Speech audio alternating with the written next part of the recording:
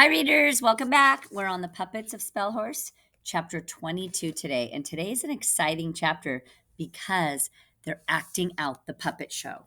So before we start, I just want to show some nice artwork I have from a little girl named Abigail. She did this adorable picture of the girl puppet. So we're on chapter 22. Martha had the wolf puppet on one hand and the boy puppet on the other hand. I wish I had made these puppets. That's on my to-do list. She was kneeling behind an upended table. The way I would explain that is if you took a table, which we have in our class, and turned it on its side, then you could hide behind it. So what a great idea if we do puppet shows this year. What a fabulous idea. I'll put that on my list. Next to Martha was Jane Twittem. She too was kneeling. She had hold of the girl puppet and the owl puppet. Emma stood in front of the table. I would ask for your complete attention. So here's some great little pictures of some of our puppets that my students have drawn for me. Martha heaved a deep sigh. She always wants your complete attention for everything, she said to no one in particular. We will tell a tale of truth and wonder and sorrow. So I know some of you know what sorrow is. Sorrow is sadness. And some stories do have sadness. I've read many stories in here that have brought me to a tear, and I've even had to have my students continue the story for me because my heart is so sad.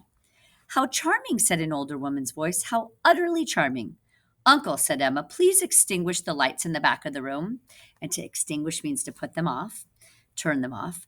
The room became dim, and there was a rustle and a sigh of people settling into their chairs. You hear rustling in the class when children are moving around a little. And now we begin, said Emma. She came behind the table and crouched down. She hissed, Martha, do this right or you will regret it. Read your lines just as I have written them. Martha sighed. Everyone sighed. Jane, whispered Emma, thank you for staying so late. I'm sorry that there was no time to practice. I had to contend with Miss Allister, and there was quite a bit of work to do with the sets and the props and so on.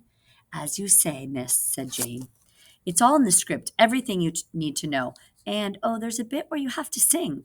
I sing, miss, said Jane. You do. I've heard you singing. You're quite good at it. As you say, miss, said Jane.